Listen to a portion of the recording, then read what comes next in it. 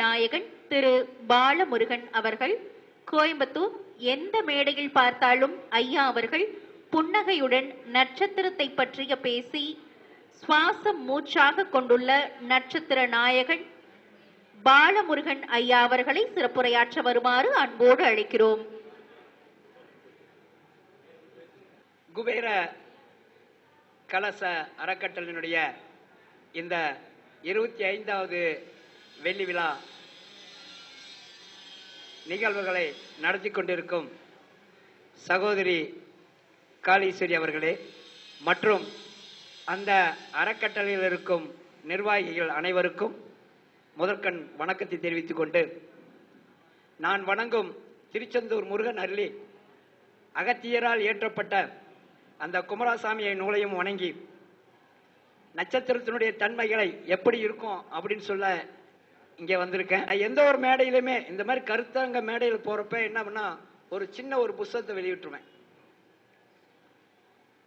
குறைஞ்சது ஒரு 500 கருத்துக்கள் அதுக்குள்ள இருக்கிற மாதிரி எடுத்துக்குவேன், நான் வெளியிட்டுருவேன். இப்ப அவங்க கேட்டதுக்கு அவங்க பேர்லயே வந்து புத்தகத்தை கொடுத்துட்டேன். இப்ப அத மேடையில் இருக்கும் ஜாமவான்கள் அவர்களை முதல்ல வெளியிட்டுட்டு, ஏன்னா இது வந்து அவங்க நேற்று சாயந்தரம் சொல்லங்காட்டி 25 புக்கு தான் என்னால் வெளியிட முடிஞ்சுது.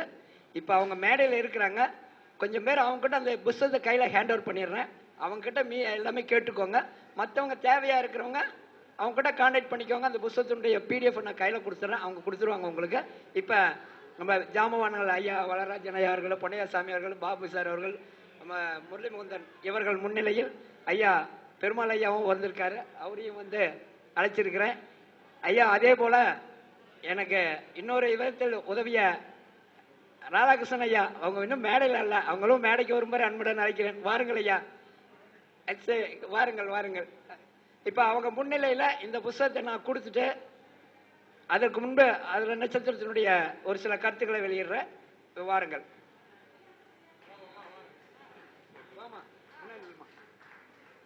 புத்தகத்தை கையில் வச்சுக்கோ.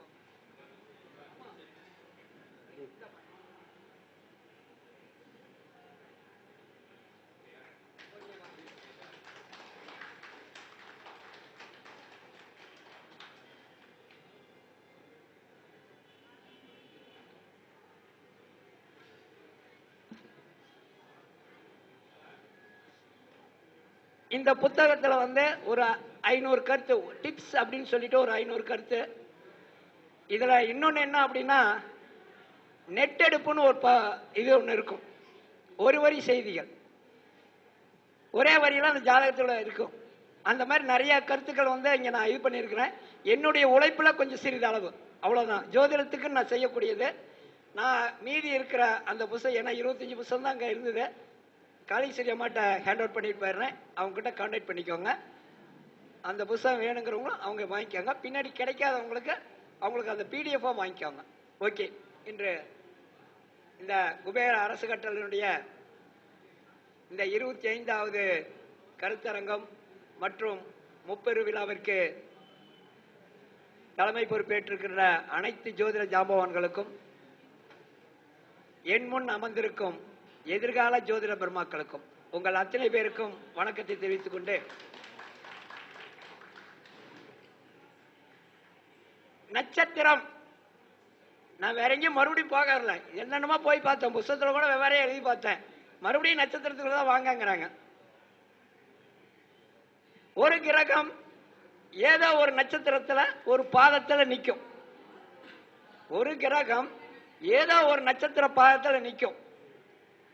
அப்ப அந்த கிரகம் ஏதோ ஒரு அம்சத்தை வாங்கிட்டு வந்திருக்கும். இதை நாம யாரும் கவனிக்கிறது இல்லை. ஒரு கிரகம் அம்சத்தை வாங்கி தான் ஒரு நிக்கும். பழமொழி சொல்லுவாங்கல்ல, அம்சம் இருக்குதா அனுபவிக்கிறான்டா. அப்ப ஒரு கிரகம் என்ன அம்சம் வாங்கி இருக்குது அதை தெரிஞ்சாதான் அந்த கிரகத்தை பத்தி நம்ம சொல்ல முடியும்.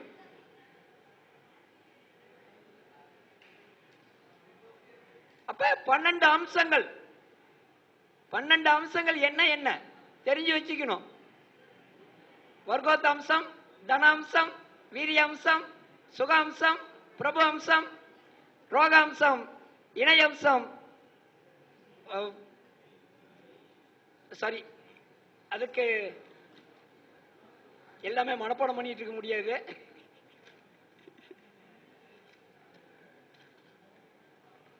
அது வழக்கு வம்பு வளர்க்கக்கூடிய இருக்கிற அம்சம். அடுத்தது பாக்கிய அம்சம், 10 ராஜ்ய அம்சம், 11 லாப அம்சம், 12 விரை அம்சம். எந்த கிரகமா இருந்தாலும் இதுல 12 ஏதோ ஒண்ணு வாங்கி தான் உட்காரும். 12 வாங்கிட்டு தான் உட்காரும். அப்ப என்ன இருக்குது? ஒரு கிரகம் குருவை அந்த வழக்கு அம்சத்துல உட்கார்ந்து இருந்தா, நாம லக்னத்துல உட்கார்ந்து இருக்குது, 4ல உட்கார்ந்து இருக்கு, 7ல உட்கார்ந்து இருக்குது, அந்த வம்பு வழக்கு அந்த குரு கொடுத்தே ஆகணும். அப்ப அந்த அம்சம் என்ன அம்சங்கிறது எப்படி கண்டுபிடிக்கிறதுங்கிறத முதல் நீங்க கத்துக்கணும். இது பெருசா பாடமால நான் எடுக்க விரும்பல, ஒரு குறிப்பிட்ட சொல்ல விரும்புறேன் உங்களுக்கு. அஸ்வினி 4ஆம் பாதம் ஒரு கிரகம் இருந்துச்சுன்னா அம்சத்துல கடக வீட்டுல விழுகும். அப்ப அந்த வீட்டுக்கு கடக வீட்டுக்கு 4ஆம் வீடு. எந்த கிரகம் நிற்கிறதோ, கேதுவே நின்னாலும் சுக அம்சத்தை பெற்றுடும். நாம என்னப்போ கேது நின்றுடுச்சு எல்லாம் போயிடுச்சு அப்படின்னு நினைச்சிட்டு இருப்போம். ஆனா அந்த கேது சுக அம்சத்தை கொடுக்கும். இந்த மாதிரி ஒவ்வொரு இதுமே ஒவ்வொரு கிரகமும் ஒரு அம்சத்தை கொடுத்துரும். அப்ப அம்சம் என்பது அம்சத்தில் போய் பார்க்க வேண்டும். உதாரணமாக விசாகம் 2ல் ஒரு கிரகம் நிற்கிறது. அப்ப அது அம்ச வீட்டில் எங்க விழுகும்? ரிஷபத்துல விழுகும். விசாகம் வீடு துலாம் வீடு. அப்ப துலாம் வீட்டில இருந்து அந்த அம்ச வீடு எங்க அப்படின்னா 8ஆவதா நிற்கும். நம்ம விசாகத்தில் நல்ல கிரகம் நின்றுட்டு இருக்குது அப்ப அப்படின்னு நினைச்சு ஜாதகத்தை சொல்லிட்டு இருப்போம். அங்க 8ஆவதா நின்று அவருடைய வேலையை செஞ்சிட்டு இருப்பார். அப்ப அந்த காலகட்டத்தில் தான் தசாநாதன் தசையும் புத்தியும் பிரிக்கணும். அப்ப சனி 3 விதம்.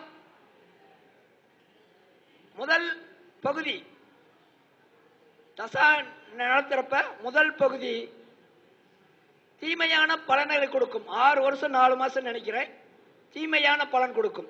மத்திய பகுதியில் நல்ல பலனை கொடுத்துரும். அது எங்க இருந்து திசை நடத்தினாலும் சரி. அப்ப ஒரு திசையை 3ஆ பிரிக்கணும். 3ஆ பிரிச்சு அந்த திசாநாதன் என்ன அம்சம் வாங்கியிருக்கிறார், மத்தியில கொடுப்பாரா, முதல்ல கொடுப்பாரா, பின்னாடி கொடுப்பாரா, எளிமையா பலன் சொல்லிட்டு போயிட்டே இருக்கலாம். அப்ப அந்த நட்சத்திரங்கள் எங்கே எங்கே இருக்கிறது, ஒவ்வொரு நட்சத்திரத்துக்கும் பார்க்கணும். 108 பாதத்துக்கும் அம்சம் இருக்குது. எளிமையில கண்டுபிடிச்சிக்கலாம், வேற ஒண்ணும் கிடையாது. அம்சத்துல எந்த வீட்டுல நிக்குது?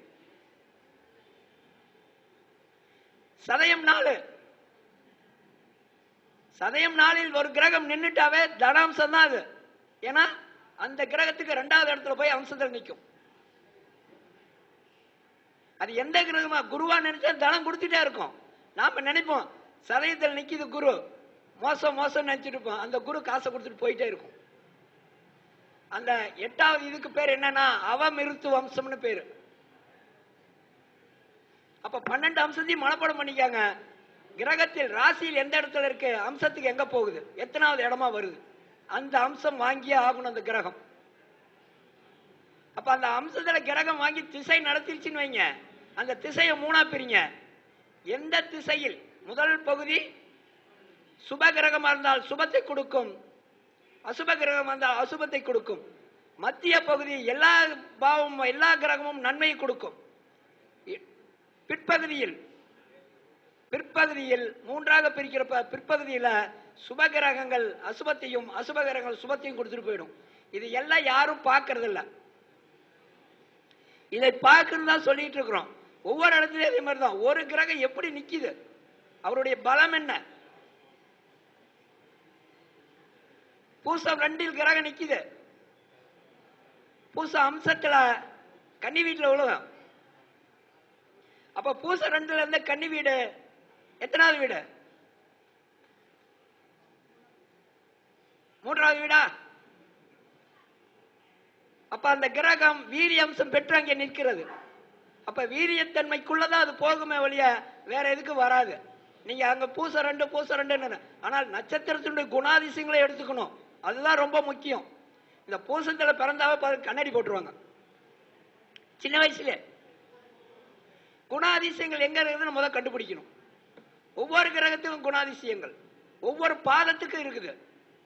நான் எல்லாம் உங்க வகுப்புல நிறைய சொல்லியிருக்கேன். வகுப்பினுடைய ஸ்டூடெண்ட் ஒரு 5 பேர் வந்திருக்காங்க. தெளிவா எல்லாத்துக்கும் சொல்லியிருக்கேன். நட்சத்திர குணநலங்கள், காரகத்துவம், நட்சத்திர செயல்கள், செயல்பாடுகள், தாராபல நிர்ணயத்தில் எடுத்தீங்கன்னா இன்னும் சூப்பரா வேலை செய்யும். நான் சொல்றேன், அடிக்கடி சொல்லக்கூடியது என்ன அப்படின்னா, அஸ்தம் 2 குரு இருந்தால் அங்கே 2 தார அமைப்பு வந்துடும். ஒன்னா அவங்க அப்பாவுக்கு வரும், இல்லைன்னா இந்த பையன் ஜாதக 2ஆம் தார அமைப்பு. கேட்டு பார்த்தோம்னா அமைதியா கேட்டு பாருங்க, உங்க வீட்டுல யார் சார் 2ஆம் தாரம், அழகா சொல்லிடுவாங்க. அஸ்தத்துல ஒரு கிரகம் இருந்துச்சுன்னா இந்த வேலையை பார்க்கும். ஒவ்வொரு நட்சத்திரத்துக்கும் ஒரு கிரகத்துக்கும் ஒரு பலன் உண்டு. 108 பாதத்துக்கும் பலன் உண்டு. எல்லாம் நாம தெளிவா படிக்கணும். நீங்க போய் மத்ததெல்லாம் போட்டு உச்சிட்டு இருக்கிறது நிறைய வேணும், படிச்சுக்கோங்க. இன்னைக்கெல்லாம் பெருகுநந்தி நாடிங்கிறது அவ்வளவு சிறப்பானது ஒன்று. இதெல்லாம் நான் முடிச்சுட்டு தான் நான் இதுக்குள்ள வந்திருக்கிறேன். எல்லாம் கத்துக்கோங்க. ஒரு சப்ஜெக்ட் கையில் எடுத்துக்கோங்க, சிறப்பா வந்துருவீங்க. எல்லாருமே ஜோதிடராகி எல்லாருமே நல்வழிப்படுத்தணும். இன்னைக்கு சமுதாயத்துல ஜோதிடர்கள் இன்னைக்கு நல்ல வழியில இருக்கிறாங்க. அன்னைக்கு நான் ஒருத்தர் கேட்டேன், சார் நான் ஜோதிடமே நம்புறதில்ல சார், முன்ன எதுக்குங்க இங்க வந்தீங்க அப்படின்னு. நம்பித்தான் ஆகணுங்கிற கட்டாயத்துக்குள்ள இருக்கிறோம் அப்படிங்கிறாங்க. அப்ப ஏதோ ஒன்று அவங்களுக்குள்ள இருந்துகிட்டே இருக்குது. அதனால அந்த ஜோதிடம் அதை நம்ம கையில எடுத்து எதிர்கால சந்ததி கையில, ஏன்னா இன்னைக்கு நாம அதாவது எதுக்குமே ரெக்கார்டு இல்லாத இருக்குது. நான் மூல நூல்ல இருந்து எல்லாம் எடுத்திருக்கிறேன். அந்த ரெக்கார்ட், அந்த மூல நூலினுடைய அனைத்து பதிவுகளுமே எதிர்கால சந்ததியிட்ட கொடுங்க. இன்னைக்கு பட்டன் தட்டி திருமணம் பொறுத்ததை பார்க்காதீங்க. பட்டன் தட்டி திருமணத்தை பொறுத்தது பார்க்காதீங்க. நான் திருமண பொறுத்த கிளாஸ் எடுத்துட்டு இருக்கிறப்ப கூட இப்ப எடுத்துட்டு இருக்கிறேன். 15 நோட் ஆயிடுச்சு, 6வது நாள் ஆயிடுச்சு. தனித்தனியா சொல்லிட்டு இருக்கிறேன். அப்ப அந்த ஒரே ஒரு பட்டன் தட்டி உங்க வாழ்க்கையை நிர்ணயிக்காதீங்க, எல்லாத்தையும் பாருங்க. திறமையா பார்க்கக்கூடியது முதல்ல என்னன்னா திருமண பொருத்தம் தான். அந்த திருமண பொருத்தம் 8 வித தசவித பொருத்தத்தில் 10 பொருத்தத்துல 8 பொருத்தம் நட்சத்திர அடிப்படையில் இருக்கு. அப்ப நீங்க நட்சத்திரம் தெளிவா தெரிஞ்சுக்கோங்க. இவங்க இந்த நட்சத்திரத்துக்காரர் என்ன செய்வாங்க, இங்க போனா என்ன நடக்கும். இந்த மாதிரி ஒவ்வொரு இது இருக்கிறப்ப நீங்க இந்த நட்சத்திர அடிப்படையில் குமாரசாமியினுடைய அனைத்து செயல்களும் நான் கொடுத்துட்டு வரேன். ஓகே, இந்த குபேர கலச அறக்கட்டளை அனைவருக்கும் இனிய நன்றியினை தெரிவித்துக் கொண்டு மீண்டும் ஒரு சந்தர்ப்பத்தில் அனைவரும் சந்திக்கிறேன். நன்றி, வணக்கம். அனைவரும் மன்னிக்கணும், நிறைய பேர் பேச வேண்டி இருக்கு. எல்லாருமே பேசணும், எல்லாரும் பொறுத்தரணும். 2வது ஒரு 15 நிமிஷம் 20 நிமிஷம் பேசுறீங்கன்னா மிக அற்புதமா இருக்கும். ஏன்னா எல்லாருக்குமே வாய்ப்பு கொடுக்கணும் அப்படிங்கறது தான் எல்லாருக்கிட்டையும் கேட்டுக்கிறேன், பணிவோடு கேட்டுக்கிறேன். நன்றி. நன்றி ஐயா. பல யதார்த்தமான கருத்துக்களை நம்மிடையே நகைச்சுவையாக எடுத்துரைத்த ஐயா அவர்களுக்கு மனமார்ந்த நன்றிகள். அவர்களுக்கு நமது குபேர கலச நிர்வாகிகள் சிறப்பு செய்து கௌரவிக்கிறார்கள்.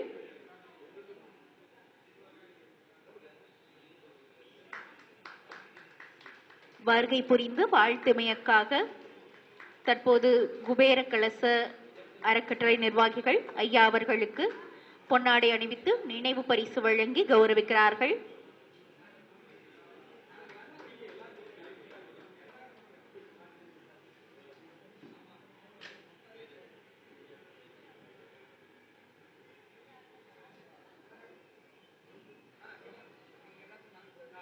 ஐயா அவர்கள் நமது குபேர கலச அறக்கட்டளை நிர்வாகிகளுக்கு சிறப்பு செய்கிறார்கள்.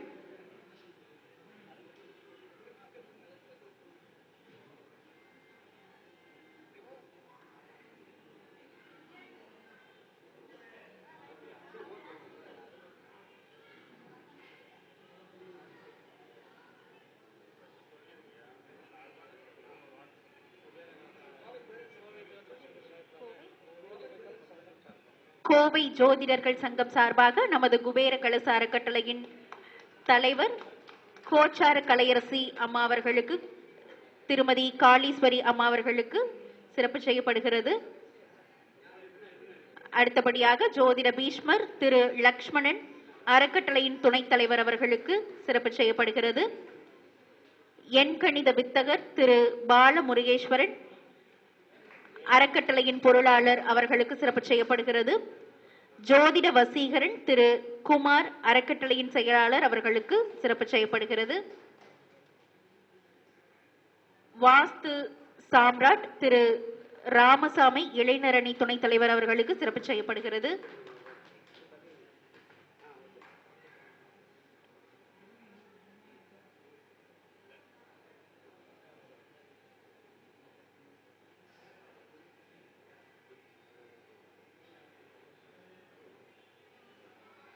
நிர்வாகிகளுக்கு நினைவு பரிசு வழங்கி கௌரவிக்கப்படுகிறது. நன்றி. சிறப்பு செய்தோருக்கும் சிறப்பு பெற்றோருக்கும் நன்றி.